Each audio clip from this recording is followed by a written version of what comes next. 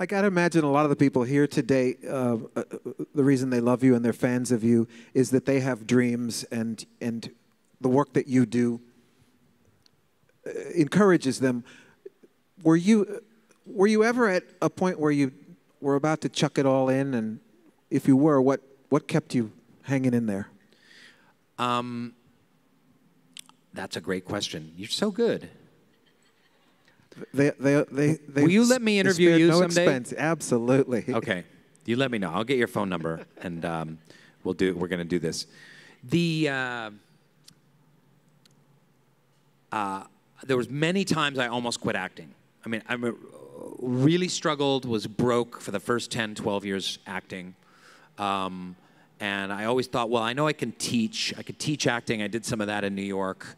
And maybe I'll just move to like Portland, Oregon, and just teach some acting and have a little theater company or something like that. And we were like, me and my wife were like this close, like 3 or 4 different times to doing something like that. And I think that this kind of goes with the discussion of God, but I think for artists, and even who aren't artists, I think that the idea is to be, it's going to sound very hippy-dippy, but you kind of get in tune with the universe, or you try to, and try and listen to what the universe is telling you. You know, there's an energy of time and movement and opportunity. And when doors open, you have to walk through those doors, even if it's really scary. And I kept getting a little bit better job. I would almost quit, and then I'd get offered something else, and my spidey senses were kind of like, no, you just got to keep going with this.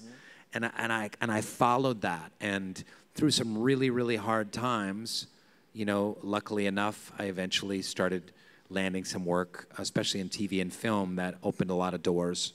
And but that was basically it. It's just really listening to my instincts. And I also knew that through a lot of my acting, like there were things I was not very good at as an actor, and I had to get better at.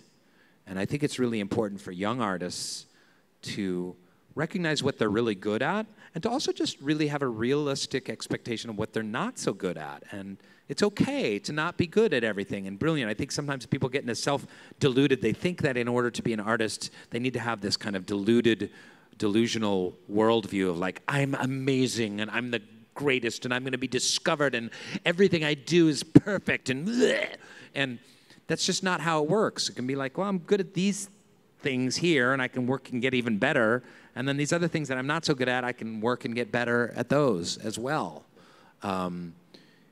I was really naturally gifted at doing big, weird, clowny characters. And it wasn't as good at doing more nuanced acting through most of my career. And then I've really been working on that, you know, in the last 10 years and doing a lot of independent films that no one has ever seen that has more kind of realistic, nuanced acting. None of you have seen his independent films? Dwight! It's Dwight. Forget that. Get back to Dwight.